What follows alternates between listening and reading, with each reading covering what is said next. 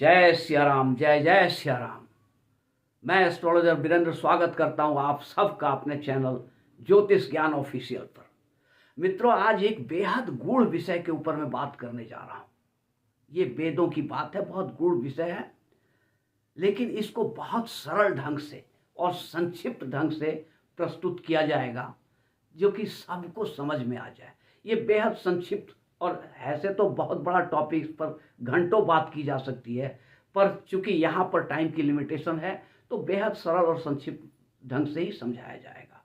और ये मेरा वादा है कि अगर आपने इस वीडियो को पूरा देख लिया, 10 मिनट का समय निकाल लिया, तो निश्चित रूप से आपकी जिंदगी की दिशा और दशा दोनों बदल जाएगी।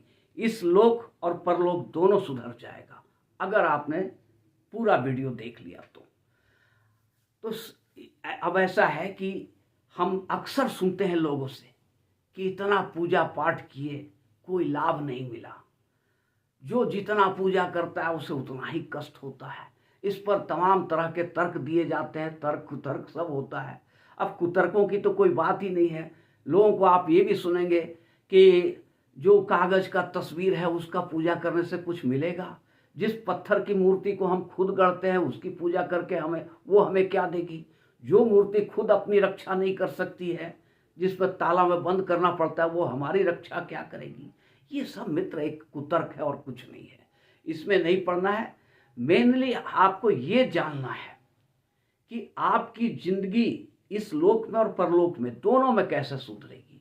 यहाँ भी है कि आप तरह तरह के परेशानियों से जूझ रहे हो, तरह तरह के विघ्न बाधाओं से जूझ रहे हो, नित्य नई विघ्न बाधाएं आ रही है। इन सब का समाधान क्या है? बहुत सरल समाधान है।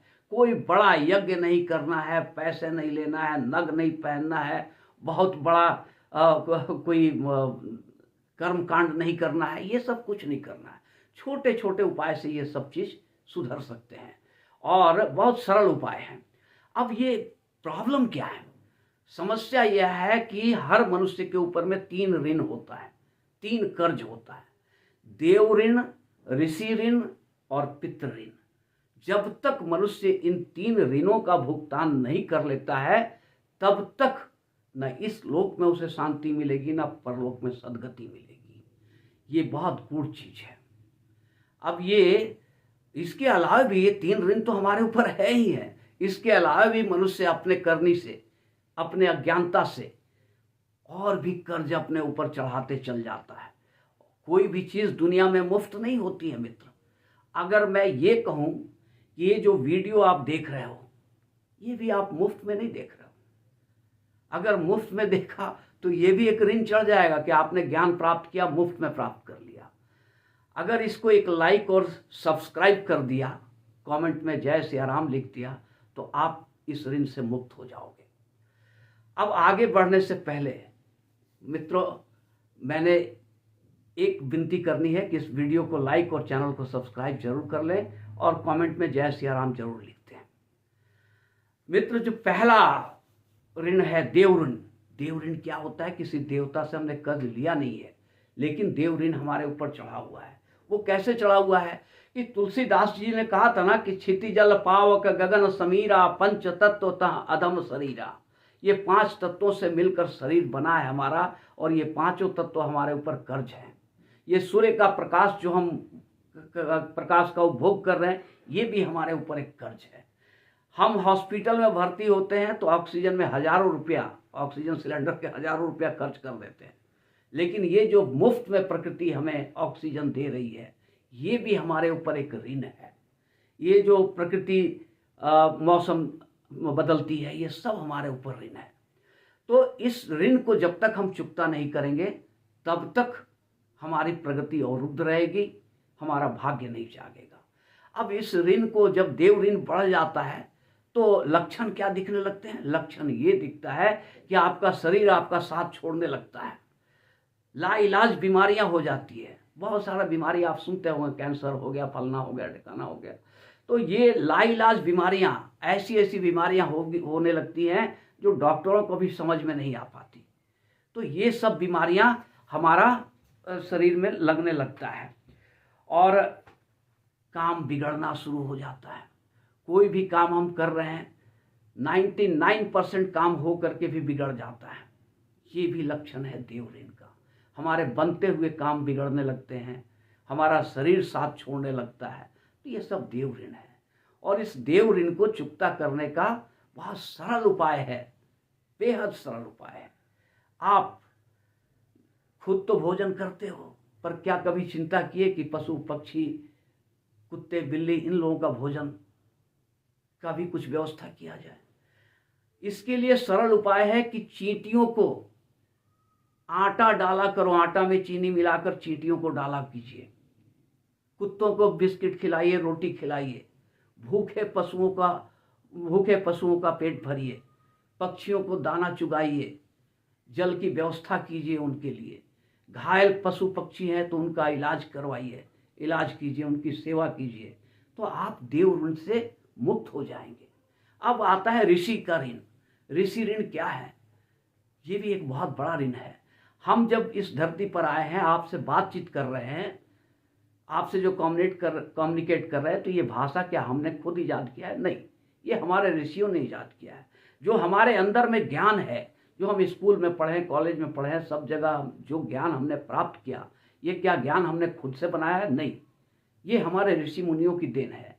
तो हम उनसे जब ले रहे हैं तो उनके प्रति हमारा भी तो कर्ज कुछ बनता है कि उन्हें कुछ दें।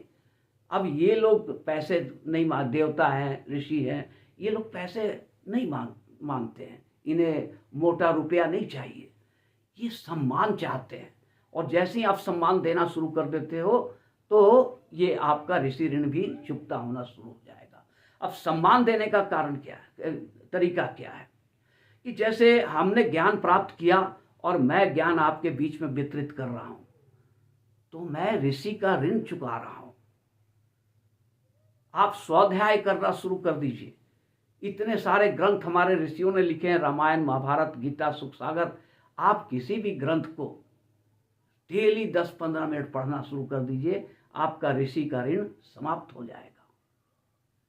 तीसरा ऋण जो होता है बहुत खतरनाक होता है, ये पितृ ऋण होता है। और पितृ ऋण इंसान को तबाह कर देता है। अगर जो इसको चुकता नहीं किया, वो बर्बाद ही समझ लो, उसकी जिंदगी नरक हो जाती है। चाहे वो कितना पैसा कमा ले, कितना पूजा पाठ कर ले, ये पितृ ऋण अगर चुकता नहीं किया तो उसकी जिंदगी नरक के समान होती है। और पितृ क्या है? पितृ आज भी हमारे पूर्वजों को, जो मरे हुए पूर्वज हैं, उनको पितृ कहा जाता है। उनका अस्तित्व समाप्त नहीं हुआ है, बल्कि वो आज भी हमारे डीएनए में, हमारे एक एक सेल में जिंदा है, सांस ले रहे हैं। हमारे पितृ भी सम्मान चाहते हैं, उनको सम्मान दीजिए। अब सम्मान देने का तरीका क्या है? श्राद्ध करना, श्राद्ध तर्पण करना पितरों का।